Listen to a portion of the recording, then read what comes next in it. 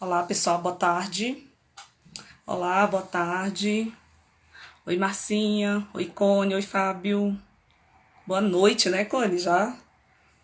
Jovelina, boa noite. Ervely, boa noite. Como é que vocês estão? Saudade de vocês. A gente passa o fim de semana, alguns dias, né? Já sente falta. Como é que vocês estão? Esse friozinho, né? Sejam bem-vindos. Esperar o pessoal ir chegando. Pra gente começar mais uma live, né? Mais uma sessão de questões, que é o que a gente precisa agora, né? Fazer bastante questão pra gente ir aperfeiçoando os nossos conhecimentos, né? Olá, gente, como é que vocês estão? Deixa eu subir nas mensagens. Oi, Edna. Momento do oi, né? Oi, Helce. Oi, Leandro. Olá, Ervely. Oi, Érica. Às vezes a gente não enxerga todo mundo, né? Vamos entrando.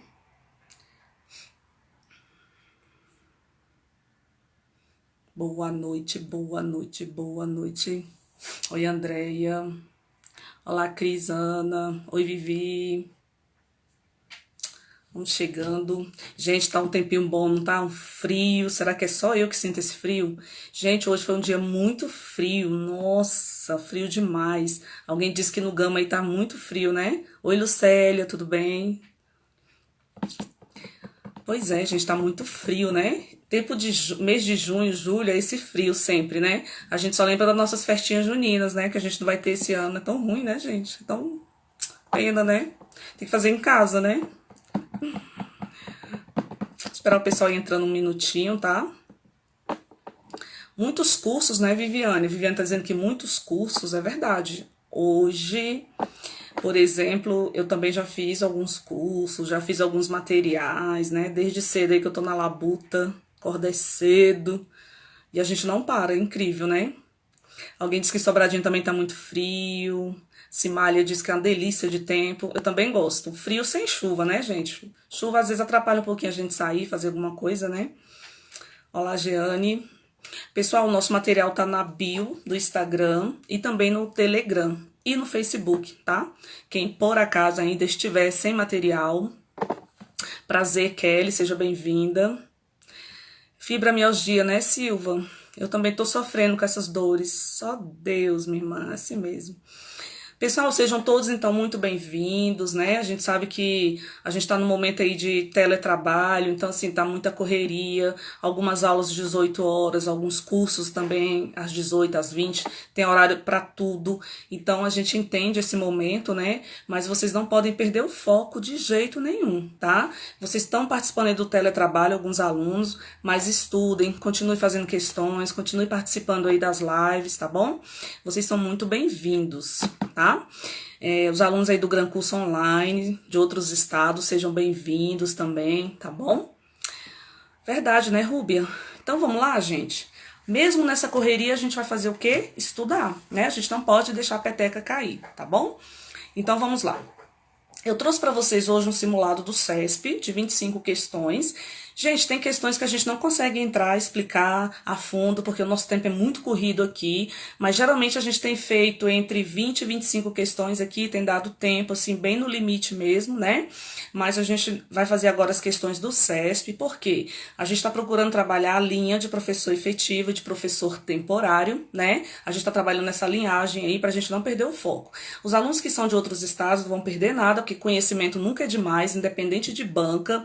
A gente está falando de temas diversos pedagógicos, tá? Então vocês sejam muito bem-vindos e vocês não vão perder nada, ok? Então vamos começar? Bom, pra gente não perder tempo, são 18 e 5. Vamos lá então. Tem alguém do Maranhão, né? Alguém disse que fez todas. Tem uma questão repetida, né, gente? Parece. Quando chegar lá a gente vê, não tem problema. Oi, Dani, boa noite. Eu sempre espero dar 200 alunos pra gente poder começar. Já passou. Então agora a gente já pode começar. Bom, Eu percebi que as diretrizes curriculares nacionais para o ensino fundamental de 9 anos foi bastante cobrado por ser um conteúdo novo, que não havia caído ainda, né, em prova, novo em termos de concurso, né, as bancas neste último concurso deram muita ênfase às diretrizes curriculares. Já estou vendo que está subindo meu joinha, obrigada. Então, gente, é um conteúdo que caiu bastante para professor efetivo, pelo CESP, e para quadrix, professor temporário. Sim, eu já sei qual é a questão, tá bom? Tem uma questão repetida, depois a gente chega lá. Então, vamos fazer a primeira questão, vai falar o seguinte. Com base nas diretrizes curriculares nacionais que regulamentam o ensino fundamental de 9 anos, julgue o próximo item. No currículo do ensino fundamental, devem-se... Tô vendo meu joinha. No currículo do ensino fundamental, devem-se considerar as experiências escolares, as relações sociais. Gente, esse simulado ele tá muito bom, a gente tem muita coisa aqui para aprender, tá? E hoje eu quero deixar algumas questões que têm de ser questões ganhas por vocês que estudam conhecimentos pedagógicos. Eu não quero ver vocês errando mais. O que vocês colocaram na questão número 1, falando de currículo, por favor? Esse currículo está direcionado, relacionado às diretrizes curriculares nacionais para o ensino fundamental de 9 anos, ok? Ok. Cadê, gente, a questão 1? O que vocês colocaram aí na questão 1? Já começou a subir as respostas. 1, correta. Gente, o que é QG, professora? É questão ganha. Bota bem no material de vocês, ó. QG é questão ganha. Essa questão ela está redondinha, bonitinha.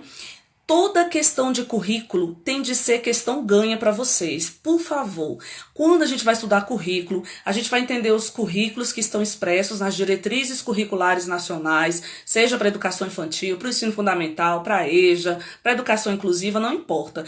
Gente, falou em currículo, nós temos que sempre ir além daquele currículo tradicional de grade curricular.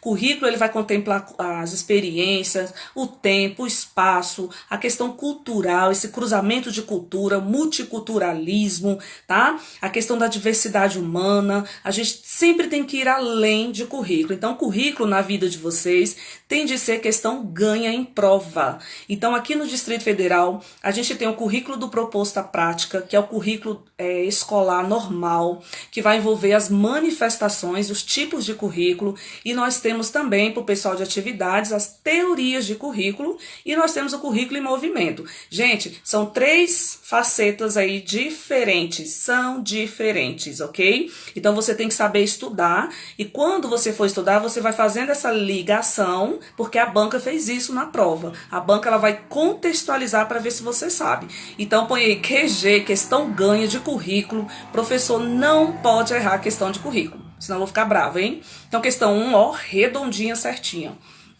Questão 2, e isso que a banca está pedindo, o CESP, está no artigo 9º. Coloquem artigo 9º lá das diretrizes curriculares, ok? Beleza?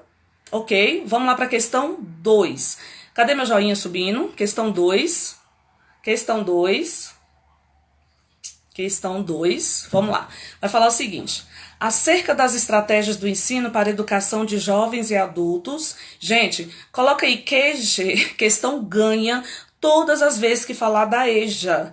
Tem que ser uma questão ganha porque não é difícil se falar da educação de jovens e adultos, tá? Olha só, trazer notícias de descobertas científicas veiculadas na mídia para debate em sala de aula constitui uma estratégia de ensino que auxilia o aluno a compreender a lógica e a linguagem das ciências, bem como o caráter dinâmico do conhecimento científico. Essa questão é perfeita. Questão 2, eu já vi meu joinha, que tá tudo ok. O que vocês colocaram na questão 2? Ela está falando aí das estratégias utilizadas na educação de jovens e adultos. Quando a gente fala da EJA, a gente vai lembrar de Paulo Freire, QG, né? A gente vai lembrar de Paulo Freire, né? Dessa alfabetização de adultos. Lembrando que Paulo Freire, ele criticava aquele modelo de ensino tradicional, de educação bancária, né? De depósito de informações. Os alunos que estudavam naquela perspectiva eram os alunos marginalizados, oprimidos, né? Ficavam à margem da sociedade porque não conseguiam acompanhar o processo. Então, esses alunos, eles não se alfabetizavam na idade certa. Era necessário depois de adultos, né? Ou durante a sua adolescência aí, enquanto jovem, eles entrarem aí para a alfabetização. Então, a questão de EJA é uma questão ganha. Vocês sempre vão ligar a Paulo Freire, ele que vai trazer essa ideia da EJA, e depois dos documentos oficiais, das diretrizes curriculares da educação de jovens e adultos. Beleza? O item tá redondinho, certinho, perfeito, tá? Por mais que a educação de jovens e adultos contemple as experiências dos educandos, trabalhando com a realidade deles, mas a gente pode apresentá-los, né, informações diferentes que fogem também do cotidiano dele, como uma curiosidade até para eles entenderem que o mundo é gigante, o mundo é grande, não é só aquele mundinho deles ali, que é muito importante para a alfabetização, beleza? Então vamos lá. Vamos para a questão número 3. O enunciado da 3 é gigante, eu vou direto para a questão, tá bom? Ela dá pra gente fazer. Gente, a questão 3, coloquei QG, questão ganha. Todas as questões que falarem de avaliação da aprendizagem tem de ser questão ganha para vocês. E quando fala do Distrito Federal, é claro que a banca ela vai caminhar pela avaliação formativa. E vai falar bem assim, ó. A avaliação formativa passou a ser adotada como concepção e prática norteadora para toda a educação básica por possibilitar progressão contínua e assistida da aprendizagem dos estudantes. Então, falou em avaliação, é QG, é questão ganha. Gente, todas as vezes que as bancas trouxerem avaliação formativa, elas vão trazer de uma forma processual, contínua, sempre relacionada à qualidade do ensino. Por quê, professora? Porque a escola ela tem de cumprir a sua função social, sempre com a formação desses alunos, né, para a cidadania, de forma com a qualidade social. Então, a escola vai trabalhar sempre superando as dificuldades, os conflitos. Então, questão de avaliação sempre vai ser ligada ao processo de ensino e aprendizagem de forma processual. Quando a banca trouxer avaliação formativa numa perspectiva tradicional, aí sim você tem que ler e reler a questão para ver se não tem algum peguinha. Beleza? QG, questão ganha, 3 redondinha certinha. Questão 4 vai falar o seguinte, olha só. Vai falar do currículo em movimento. Eu vou direto na questão. No DF, o currículo em movimento preconiza que os projetos pedagógicos das escolas sejam elaborados por especialistas da área de educação de forma a uniformizar o ensino fundamental. O que vocês colocaram na questão 4? Quem está chegando agora, eu vou deixar a live salva, talvez, eu vou tentar, e vou deixar o gabarito nos meus stories, tá? Podem ficar tranquilos aí, ok? Gente, questão 4. O que vocês colocaram? Tá certo ou tá errada? Questão 4. Vocês estão dizendo que está errada, né? Olha só. Aqui a banca tá limitando. Eu já dei essa dica para vocês, desculpem com a alergia.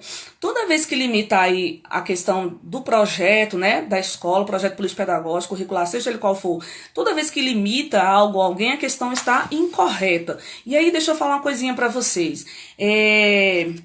Os especialistas, eles podem participar da construção do projeto político-pedagógico da escola? Eles podem, mas o PPP não é feito por eles, ok? Veja a diferença.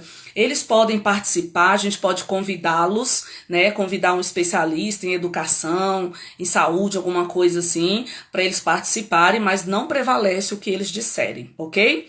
Então o item ele está incorreto, não é elaborado por especialista, e sim por toda a comunidade escolar. Embora os especialistas podem ser convidados, mas não vai prevalecer o que eles disserem, ok? A construção é coletiva.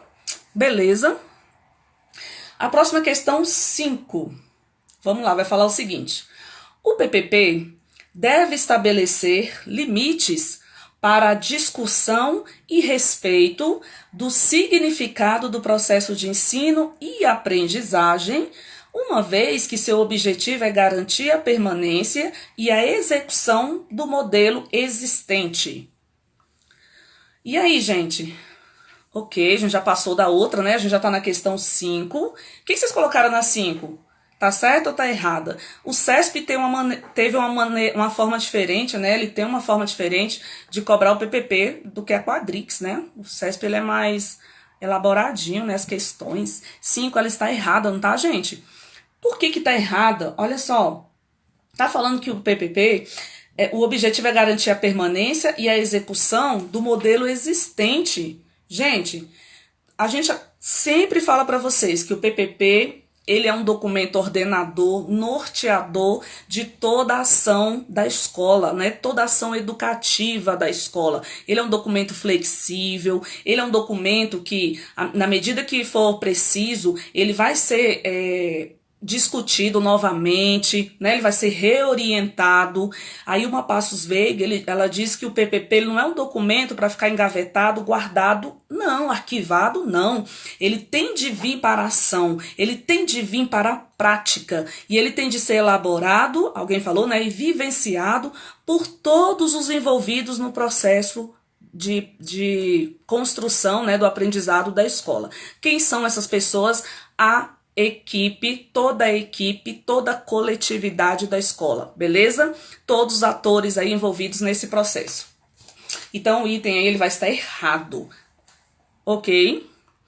Não estabelece limites, né, para essa construção. Alguém comentou ali, foi a lei, muito bem. Então a gente não pode fechar o PPP no modelo existente. Então já existe, eu não vou mexer? Não, tá errado, tá? Ele é um documento que vive em constante transformação, mudança, sempre que necessário, a gente vai estar revendo aí essas ideias. A questão 6 vai falar o seguinte: a organização, cadê meu joinha pra gente continuar? Vamos lá. Quem tá chegando, eu vou deixar o gabarito lá nos meus stories, ficam tranquilos, senão vocês se perdem, tá bom? Isso, alguém falou da cara da escola. PPP é isso, né? O jeitão da nossa escola. Cada escola tem a sua identidade, né? Beleza? A 6 vai falar o seguinte: a organização curricular. Ah, gente, QG. Questão de PPP é QG, é questão ganha. A organização curricular pressupõe a seleção de conhecimentos a serem desenvolvidos e os meios para alcançá-los de forma dinâmica, neutra e culturalmente determinada. O que vocês colocaram na questão 6, que é QG? Pode colocar aí. As bancas insistem em trazer a educação como um ato neutro, né? A educação, não existe a questão da neutralidade na educação. A educação, segundo Paulo Freire, ela é um ato político. A educação é um ato político. Isso é questão ganha. Eu já vi várias questões de prova trazendo a questão da neutralidade no processo aí de ensino e aprendizagem na escola, na educação, de forma geral. E a questão tá errada. Bota aí QG, se a questão ganha. Falou em neutralidade, não existe. Falou em neutralidade na educação, ela não existe. Beleza? A educação ela é um ato político, não é neutro. Paulo Freire, né, defende muito bem isso aí. Questão 7, vamos lá. Questão 7 vai falar o seguinte. Vocês estão comigo aí na questão 7? Vocês estão comigo? Só um minutinho que as minhas mensagens sumiram aqui. Deixa eu subir. Só um minutinho, peraí. Vamos lá, questão 7 vai falar o seguinte. Quem tá comigo, vamos para 7.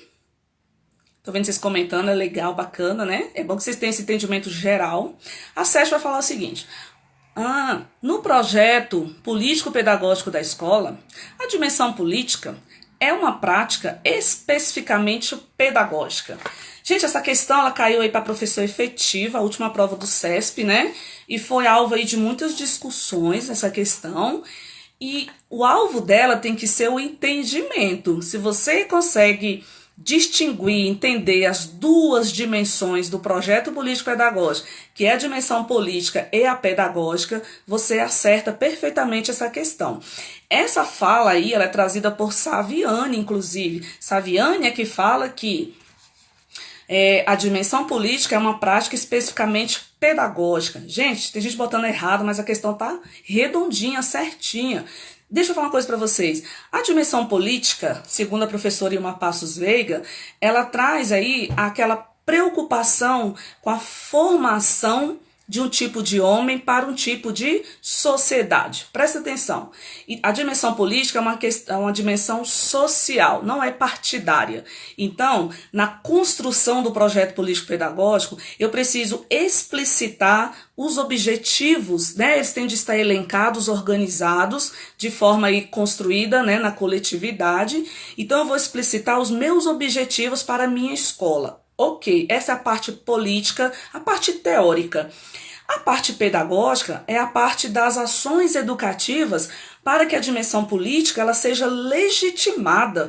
Então, gente, se está escrito no PPP que existe a semana de atendimento aos pais para falar sobre abuso sexual, por exemplo, está escrito, não está? Então, a parte, ela vai se legitimar na parte pedagógica, porque a escola vai organizar e desenvolver ações para que essas questões elas sejam trazidas para a prática, possam alcançar o público ali necessário e que haja aí conhecimento, mudança, transformação.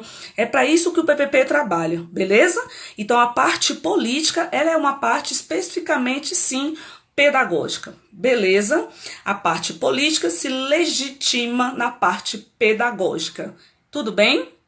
Especificamente, é assim, redondinho, certinho o item. Essa é uma fala copiada e colada aí do professor Saviani, tá? Então a 7 ela é certinha, redondinha. Vamos lá para a questão 8. Vocês estão comigo? Vocês estão comigo? A live do dia 10 não ficou salva. Vamos lá? A 8 vai falar o seguinte. Vamos para 8. Então a 7 está correta, agora vamos para 8.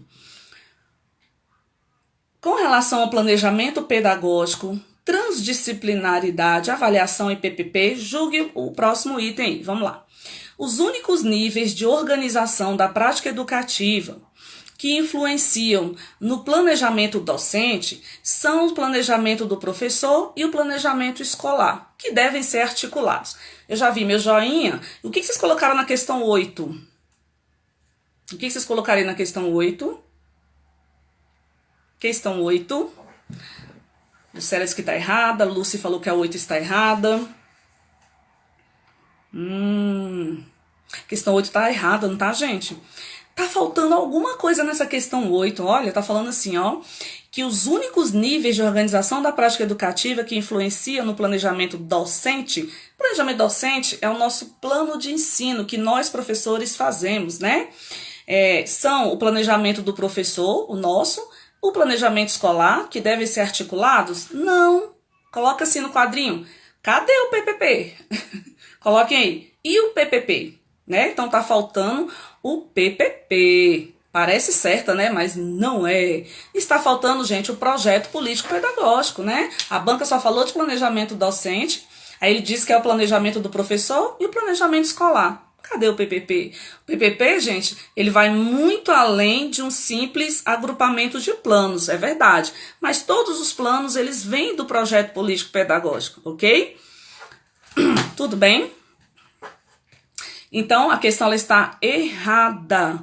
É uma questão estranha, alguém falou, né? Mas é porque falta o projeto político-pedagógico. A banca não colocou. Então, a questão está errada. Vamos lá para a questão 9. Questão 9. Deixa eu subir aqui, gente, peraí. Vamos lá. Questão 9 vai falar o seguinte.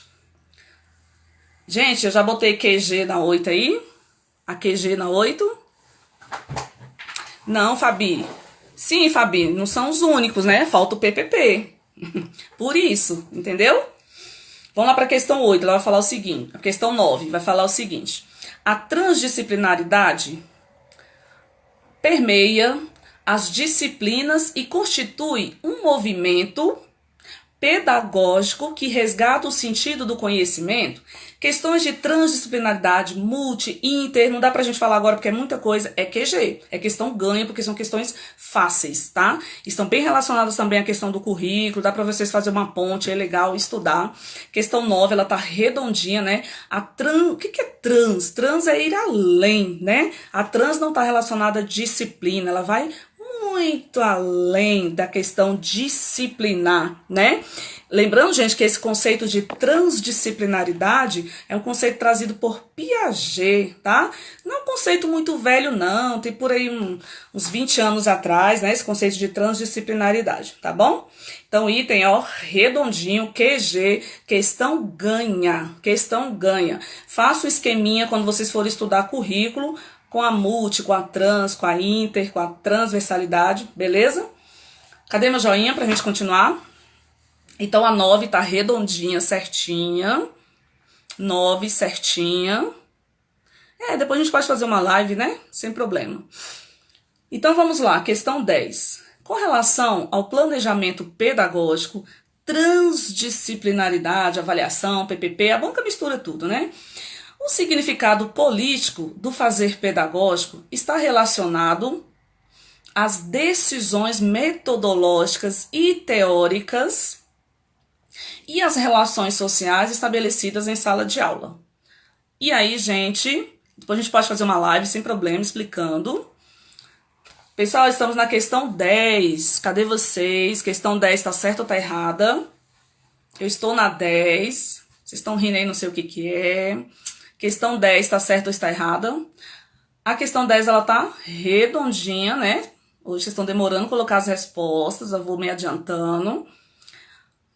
Questão 10 tá certinha. Vocês estão dando parabéns, professor Gustavo. Gente, eu não consigo ver quem entra na live, viu? Eu fico assim triste porque às vezes passa colegas e eu não consigo ver. Mas vocês falaram professor Gustavo, eu não vi. Mas se estiver aí, seja muito bem-vindo. É nosso parça, né?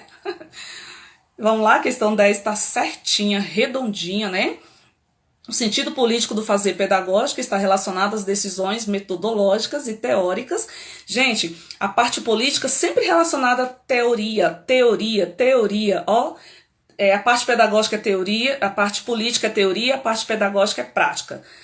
Parte política é teoria e parte pedagógica é prática, beleza? Então, o significado político do fazer pedagógico está relacionado às decisões metodológicas e teóricas e as relações sociais estabelecidas em sala de aula, beleza? Então, o item tá redondinho, 10, certinho, certinho, certinho. Cadê meu joinha pra gente continuar? Cadê meu joinha? Vocês estão lá no professor Gustavo, né? Eu já tô caminhando aqui pra questão 12. Ô, Gustavo, olha o que você tá causando, Gustavo. Que bom, né? Brincadeira, brincadeira. O professor Gustavo é top. Depois a gente vai fazer uma live juntos, né? Ele já até me pediu, mas eu... não lembro não, professor, pode me lembrar, minha cabecinha aqui. Cadê meu joinha, quem tá junto comigo? Vamos lá? Questão 12, vamos para questão 11. É 11, gente, agora? É 11. Questão 11 é uma questão QG, que é uma questão ganha também. Pode deixar, professor Gustavo. A questão 11 é uma questão QG, é uma questão ganha. Todas as vezes que se falar de currículo, beleza? Eu tenho percebido o currículo oculto sendo bastante cobrado em prova. Vamos ver o que a banca trouxe aqui, ó.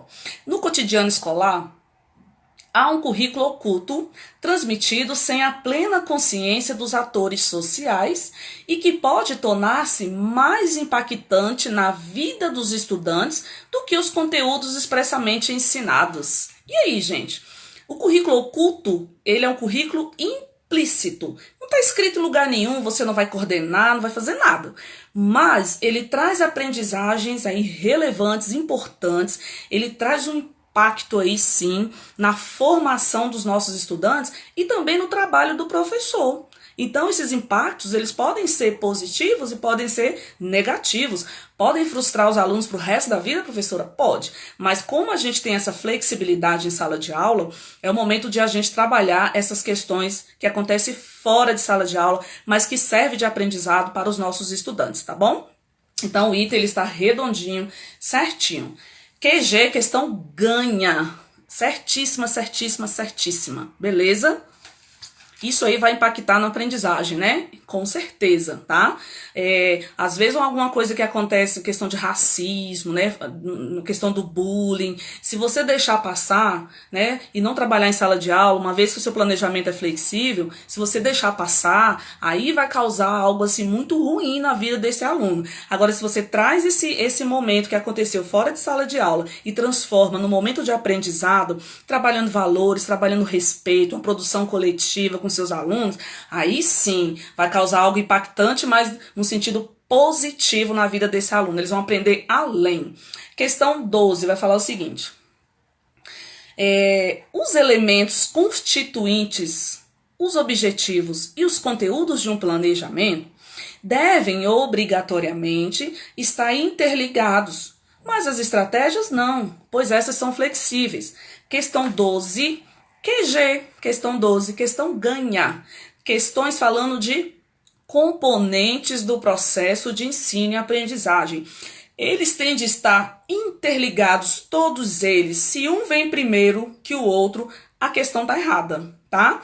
As estratégias, quadradinha a questão, né? As estratégias, sim, elas vão estar sim, viu? A banca está dizendo que, mas estratégia não. Estratégia são o quê, gente? As estratégias são possibilidades, né? São caminhos que nós, professores, vamos utilizar para alcançar os nossos objetivos de ensino. Qual é o nosso objetivo, gente? Da vida, que os nossos alunos aprendam. Só que as estratégias, elas estão ligadas, sim, com os componentes do processo de ensino e aprendizagem. QG, a 12. Eu não quero ninguém errando componentes, hein? Vamos lá. Questão 13. Posso ir para 13? Então a 12 está errada, né? Está feia, porque as estratégias elas têm de estar interligadas sim com todos os elementos que constituem o nosso planejamento. Questão 13 vai falar o seguinte. Recomenda-se o planejamento por unidades didáticas para auxiliar na organização curricular. Mas eu vou ler o enunciado, fala assim, ó. Julgue o item subsequente com base nas diretrizes pedagógicas para a organização escolar do terceiro ciclo, né? Os ciclos de aprendizagens. O que vocês colocaram na 13? Nós já estamos na 13. 13. Quem tá comigo, vamos embora, hein? 13. A 13 tá certa ou tá errada? Vou ler novamente. Recomenda-se o planejamento por unidades didáticas para auxiliar na organização curricular escolar, a gente trabalhar em ciclos, em qualquer coisa, sim, né? Esse planejamento didático é o plano de ensino ou o plano de curso. Coloquem aí. Esse planejamento de unidade didática é o plano de ensino ou o plano de curso, né? A gente vai organizar aquelas unidades didáticas, aqueles conteúdos que a gente vai trabalhar para um período específico, né? Que Libânio diz que pode ser semestral ou anual. Tudo bem, gente? QG, questão ganha. Questão muito, muito, muito boa. É claro que a gente pode utilizar outras possibilidades, porém, a questão do planejamento de unidades didáticas, de ensino de curso, é o que a gente utiliza aí. Questão 14 vai falar o seguinte. A primeira etapa do processo de planejamento escolar corresponde à seleção dos conteúdos escolares a serem trabalhados, o que é essencial para a definição dos objetivos específicos de cada disciplina e das estratégias mais adequadas para o seu desenvolvimento. Gente, a questão 14 está certa ou está errada? O que vocês colocaram na 14? Está certa ou está errada? Para vocês responderem. Questão 14. Tem hora, gente, que o trenzinho para de subir aqui. Oh, meu Deus. Deixa eu subir aqui para eu ver as respostas de vocês, tá? Peraí. Questão 14. Ai, que lindo. Fico tão feliz quando vocês acertam. Sério mesmo. A questão tá errada, não tá, gente? Por quê, professora? Olha só. A primeira etapa do processo de planejamento escolar corresponde à seleção dos conteúdos. São dos objetivos, não são dos conteúdos, né? Os objetivos, eles são o ponto de partida para a organização do nosso trabalho pedagógico, que inclui o nosso planejamento. Não são os conteúdos, e sim os objetivos. Muito bem. Gente, tem alguém desesperado aí com a questão do gabarito? Por favor, eu vou colocar nos meus stories, né? Vamos acompanhar aqui, tá bom? Eu tô indo aqui com quem tá junto comigo. 14 tá errada porque não são conteúdos, e sim objetivos. Questão 15 vai falar o seguinte. Isso. O plano de curso prevê o trabalho a ser realizado em determinado período letivo. O que vocês colocaram na 15? Acabei dando a resposta da 15 na 14. Quem tá comigo prestou atenção. O que vocês colocaram na 15? Cadê vocês? Tá certo ou tá errada? O plano de curso, que é chamado também de plano de ensino, de plano de unidade didática, prevê o trabalho a ser realizado em determinado período letivo.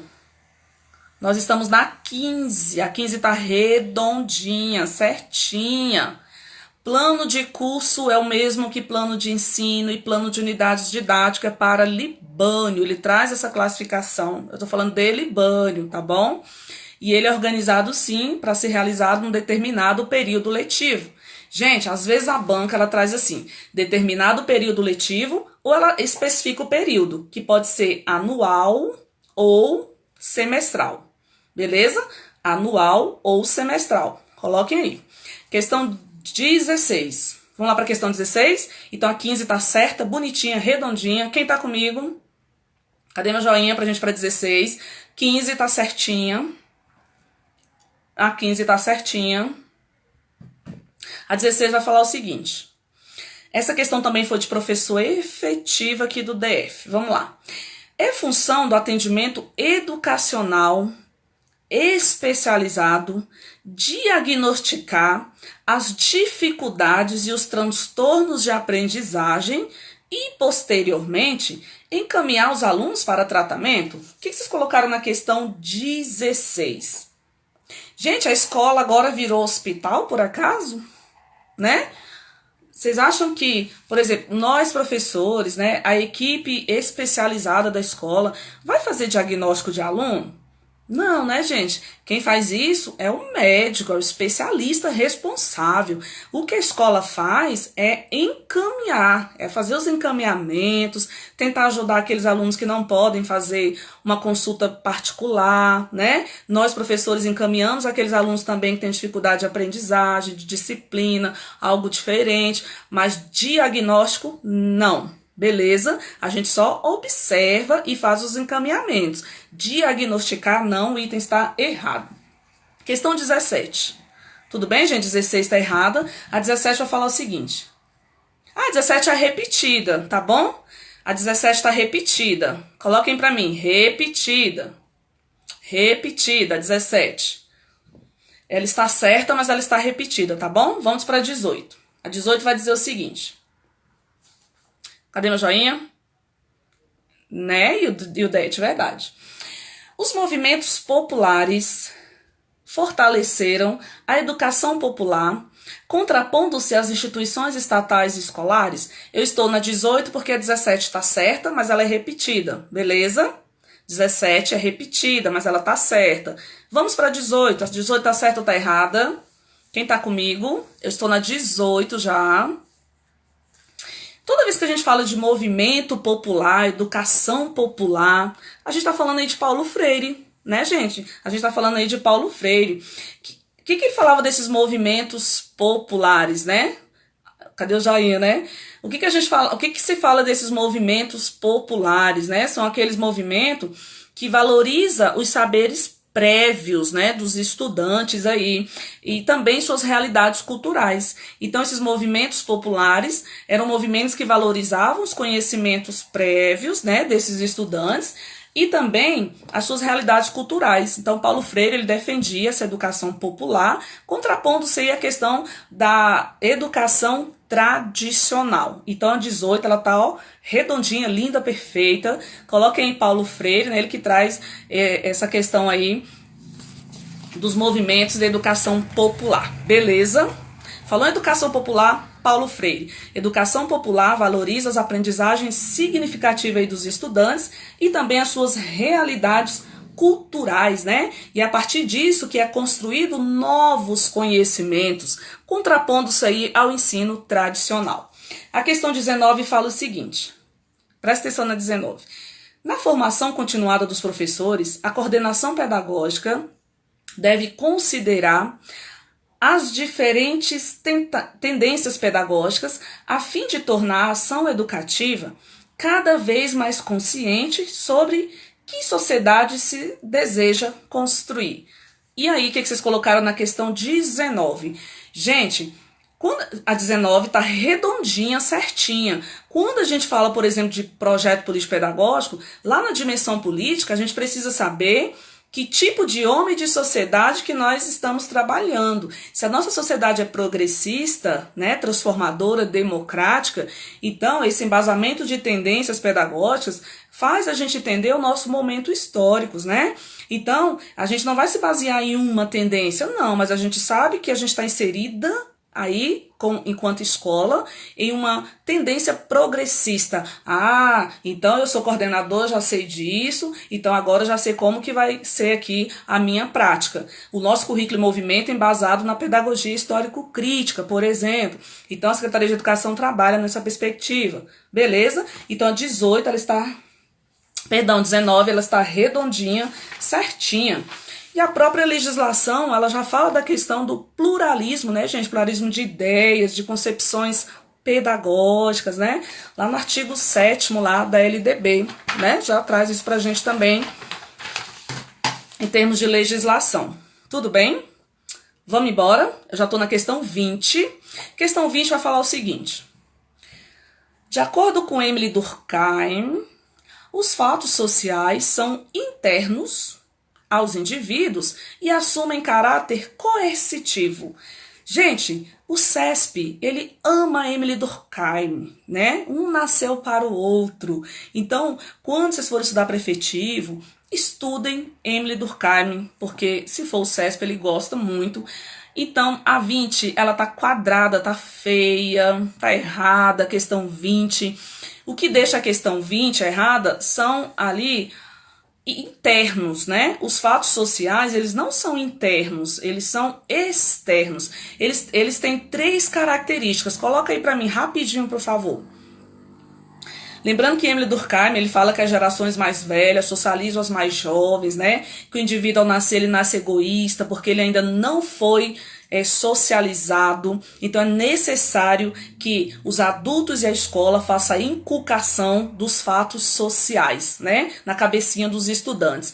Então esses fatos sociais, eles são impostos, né? Eles são obrigatórios ali. Você não tem defesa nenhuma, você tem que engolir, ingerir esses fatos sociais para que você possa viver em harmonia. Então coloca no quadrinho assim, ó. Eles são de correção. 3 características. Coerção, são coercitivos, né? Porque são impostos. Eles são exteriores ao indivíduo,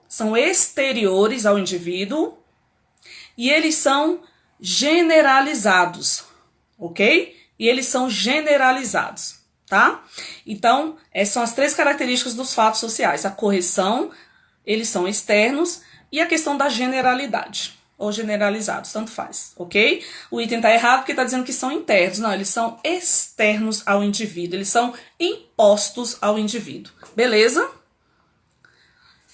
Vamos lá para a questão 21. Tô olhando na sua hora aqui, vai embora, né? Questão 21. Questão 21 vai falar o seguinte. O positivismo de Comte exaltava a ausência de coesão social e de harmonia dos indivíduos em sociedade. Ixi, a questão 21. A questão 21 não é uma questão fácil. Eu não acho uma questão fácil. Porque quando o CESP ele cobra os teóricos da educação, ele é maluco, né? Porque teve uma prova do CESP de 2008 que ele cobrou só Gramsci. Cobrou 8 questões de Gramsci na prova. Os alunos estudaram todos os teóricos ali, uma visão rápida, e o CESP cobrou 1.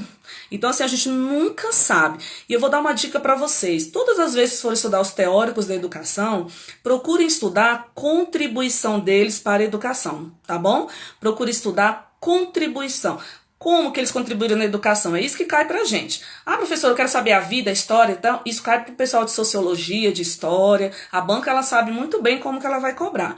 E lembrando que Augusto Comte, ele faz parte, ele é representante aí lá da educação redentora, né, de um ensino extremamente tradicional, né? Comte, ele foi considerado o pai do positivismo, então o único conhecimento válido para ele era o científico, né? A gente fala que foi o homem que quis dar ordem ao mundo, quis mandar no mundo, né?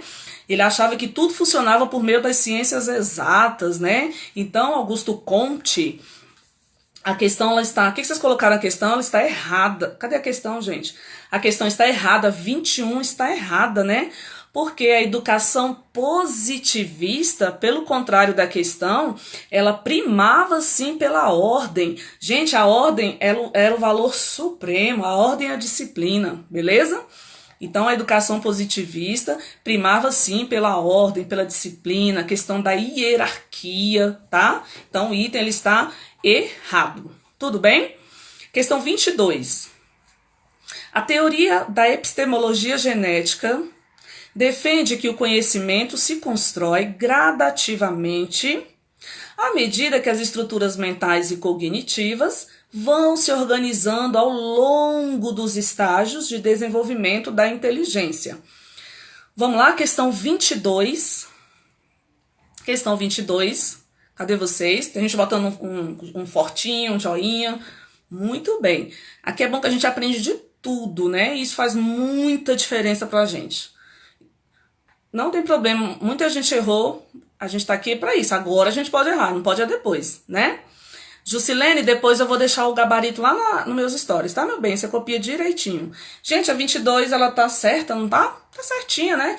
Piaget, ele fala do desenvolvimento, né? Das etapas de desenvolvimento das crianças e traz esses estágios como fixos e universais, né? A criança, ela aprende aí gradativamente, né? Progressivamente, dentro da sua etapa, né? Dentro do seu momento, sempre das questões de dentro, as questões internas, né? Ele fala da questão da maturação biológica, os fatores internos que influenciam aí nesse desenvolvimento. Ao contrário de Vygotsky, né, que fala dos fatores externos, né? Eles têm essa diferença aí. Beleza?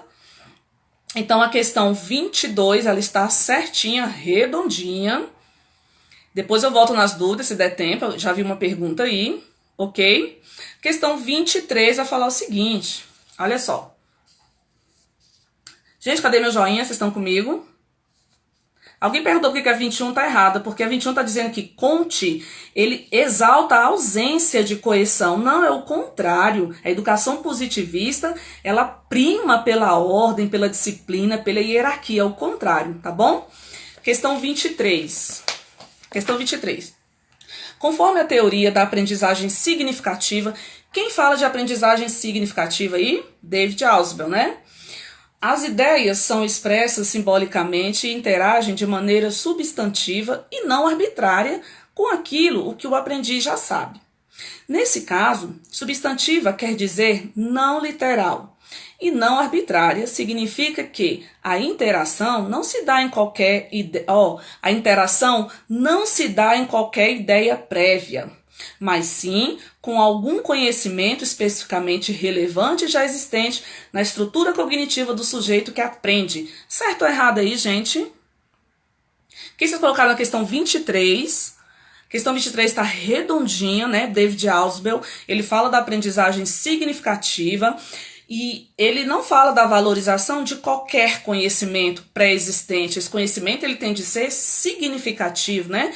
E aí, ele diz que novos conhecimentos vão ancorar, né? Ele fala dos subsunsores ali, vão ancorar aquela aprendizagem já existente. Então, eu sempre explico isso lá na Escola Crítico-Social dos Conteúdos, que traz também essa influência de David Ausubel com a aprendizagem significativa. Então, o aluno ele já traz uma experiência, uma aprendizagem, uma bagagem de vida, um conhecimento, e novos conhecimentos vão ser ancorados a esses já existentes, né? É claro que eles estão confusos, estão sincréticos, mas por meio do professor mediador, da nossa mediação, valorizando essa aprendizagem, eles vão se tornar conhecimentos sintéticos, organizados aí na cabecinha desses abençoados nossos alunos, né, gente? Beleza? Então, vamos lá. Então, a questão 23, tá? Linda, redondinha. Vamos lá. Professor Wesley, seja muito bem-vindo. Não conheço, mas eu vi que alguém falou aí, né? É bom os professores nos prestigiarem, né, gente? É muito legal. Vamos lá? Eu não sei se a live ficará salva, eu vou tentar, tá bom, gente? Boa noite a todos os professores, boa aula, obrigado, gente. Vamos lá. Questão 25. Vocês estão aí comigo? Questão 24. Vamos lá, gente? Cadê meu joinha para a questão 24? Tudo bem, tudo bem. Questão 24 fala o seguinte.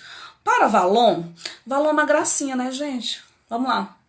Além da cognição, a afetividade e o movimento também são mobilizados na aprendizagem, pois são indissociáveis na constituição do indivíduo. Ó, tô caminhando com quem tá junto comigo, hein? Eu tô na 24, falando de Valon. O que vocês colocaram na questão 24? Foco, vamos lá, questão 24. Eu coloquei redondinha, certinha. Ninguém respondeu a 24 ainda. Vocês estão demorando demais hoje, gente. Então, nosso tempo vai embora. Isso, Lucélia. Perfeito. 24, falando aí de Valon. Gente, por que Valon, ele fala dessa questão da psicomotricidade, né? Ele fala que a psicomotricidade... Valon, gente, ele era médico, psicólogo, filósofo. Por ele ser médico também, ele entendia essa questão do desenvolvimento humano, da criança. E ele dizia que a psicomotricidade, ela tinha um caráter pedagógico, né? Ela tem um caráter pedagógico. Gente, e tem mesmo, né? A psicomotricidade, quem dera nós, hoje, desde a educação infantil... Se pudesse trabalhar as aulas de educação física, para trabalhar com essas crianças, por exemplo. Isso dá um impacto positivo no processo de ensino e aprendizagem, né? Se as crianças fossem trabalhadas, né, com a psicomotricidade, com a motricidade, desde a educação infantil, com o caráter pedagógico ali, necessário, nossa, seria muito mais prazeroso o nosso processo de ensino e aprendizagem, não é verdade? Mas a gente sempre tem por trás uma concepção teórica para embasar o nosso entendimento, e a questão ela tá redondinha, 24, certinha, né? O Valon, ele fala que a motricidade, né, a psicomotricidade, o movimento, ele tem de ter um caráter pedagógico para influenciar no desenvolvimento integral aí das nossas crianças, tá bom? A gente não consegue falar agora de Valon, que também traz os estágios aí, né, que são muitos. A gente não consegue agora entrar na especificidade. Deixa eu subir aqui meus comentários, só um pouquinho. Toda hora some aqui, gente. Pronto. Questão 20. Tudo bem, gente? Aí nós vamos para a nossa última questão. Alguém falou, calma. Gente, eu tô tão calma. Olá. Vamos lá? 25 vai falar o seguinte. À luz da Constituição Federal e da LDB, julgue o item que se segue. O ensino deve ser ministrado com base em outros princípios, no princípio da igualdade de condição para o acesso e permanência na escola. Lá no artigo 3º da Constituição Federal, fala do acesso e da permanência. O item está redondo. Gente, o poder público, ele tem de oferecer o acesso e a permanência dos estudantes na escola, não é verdade? É por isso que a gente tem a valorização do magistério, de todos os profissionais da educação, né? Como os princípios norteadores, por exemplo, do projeto político-pedagógico. Então, o poder público, ele tem de oferecer esse acesso. A permanência também é função da escola, principalmente da escola. O governo fala assim, ó, a escola, toma aqui o aluno, cuide dele. Então, a escola, ela tem que se organizar, ela tem que se virar para que esse aluno, ele não desista, para que esse aluno aí, na vida dele não aconteça a questão da repetência, né? Essas distorções de idade séria, evasão mesmo.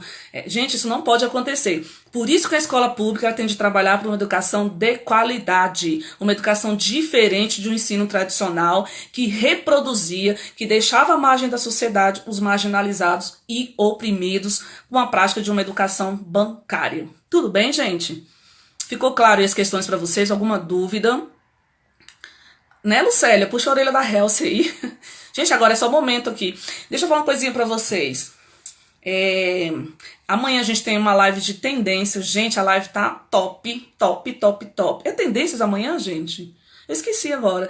É tendências, não é? Isso. Então eu fiz um material bem legal pra vocês amanhã, falando de tendências.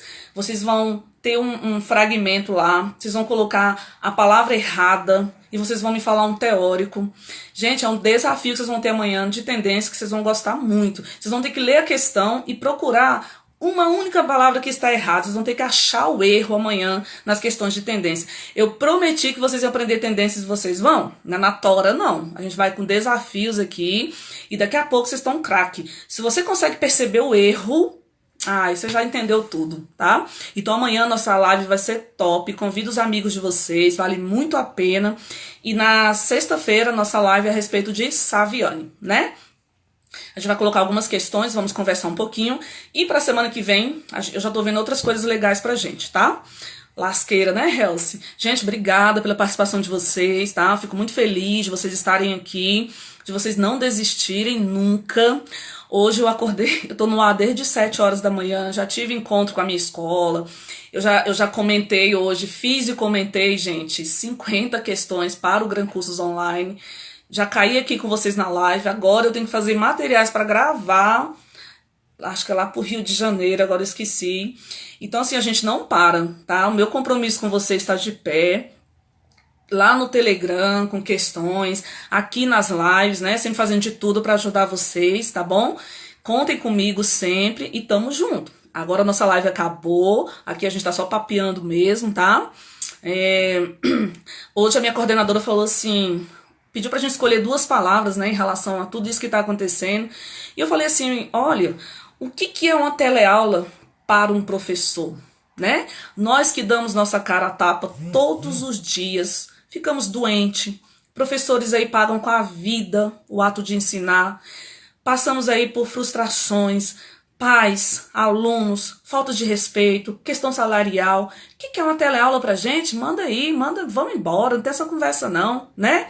Eu sempre digo que professor não é pra qualquer um, não é qualquer um que é um professor. É eu, é você, nós, né, que somos top mesmo, damos nossa cara a tapa todos os dias, vencemos desafios todos os dias, para que a gente possa... amar o que a gente faz, fazer com amor, né? E é por isso que a gente tá de pé, a gente tá aqui e a gente vai vencer juntos, tá? Seu sonho de ser professor efetivo vai se concretizar sim, continue. Deus sabe o tempo pra tudo, não desanime, tá? Tem hora que a senhora olha no espelho e fala assim, eu acho que Deus não quer que eu seja professor, eu acho que Deus não quer que eu seja professora. Quer, Ele tem o melhor pra você. Você pode ter certeza. E se não for, amém da mesma forma, tá? Não desistam, tá? Não deixa que essas coisas aí abalem o psicológico de vocês, não. Nós somos top mesmo, deixa quem quiser falar. O cordão só arrebenta pro nosso lado mesmo, né? A gente que faz, a gente que constrói. É nós, não tem essa conversa não, tá bom? Então deixo meu abraço pra vocês, boa noite, obrigada. Hoje foi muito bom, né? E aí, força na peruca aí, gente. Já teve dia de eu chorar, assim, falar, meu Deus do céu, o que são essas teleaulas, por exemplo, né? Se eu disser que eu fiquei feliz, eu tô mentindo. Eu falei isso de manhã pra minha coordenadora. Mas aí depois eu pensei, o que é isso pra gente, né? Que é professor? Não, vou desanimar não, vamos embora. A gente vence coisas muito piores no nosso cotidiano de sala de aula, de escola, que não é pra qualquer um, gente. Não é pra qualquer um, tá? Então deixa aqui, ó. Coração, um abraço pra vocês. Amanhã a aula vai ser top, nossa live, vocês vão gostar muito, tá bom? Meu e-mail é professorandreasouza@gmail.com, pra quem ainda não pegou a apostila. Daqui a pouco o Instagram avisa que vai cair a nossa live, e hoje foi uma live muito boa, eu gostei muito. Eu fico tão feliz quando eu fico realizada, gente. Até as dores somem, sabe? É tão bom. Quando eu vejo vocês aí aprendendo, né? É muito gostoso, gente. Muito bom. Porque é muita responsabilidade nossa, né? A gente não pode aqui fazer uma live, gravar, fazer um presencial de qualquer jeito pra vocês. Eu não dou conta, né? Eu sempre procuro fazer o melhor e eu tô aprendendo. A cada dia a gente aprende muito. Vocês não têm noção como a gente aprende. Cada dia a gente aprende mais coisas diferentes, né? Já tem gente marcando ali. Então eu vou fechar a live. Mais uma vez meu e-mail, né? É professorandreasouza@gmail.com, tá? Quem não está no meu Instagram ainda, vou deixar meu link lá nos stories para vocês entrarem e fazerem questões, baixarem livros, tá bom, gente? Vamos embora. Então, um abraço para vocês, tá? Dinha, Jusilene, Núbia, obrigada. Suzy, Ivanise. Gente, um abraço. Vou fechar a nossa live porque ela já vai cair, tá bom? Deixa eu só fazer um testezinho aqui. Só um pouquinho. Deixa eu só fazer um testezinho aqui pra fechar a nossa live. Vou segurar, peraí. Mistério. Tchau, gente. Obrigada. Até amanhã, tá? Tchau. Amanhã cedo eu coloco o material lá no Instagram e lá no Telegram pra vocês, tá bom?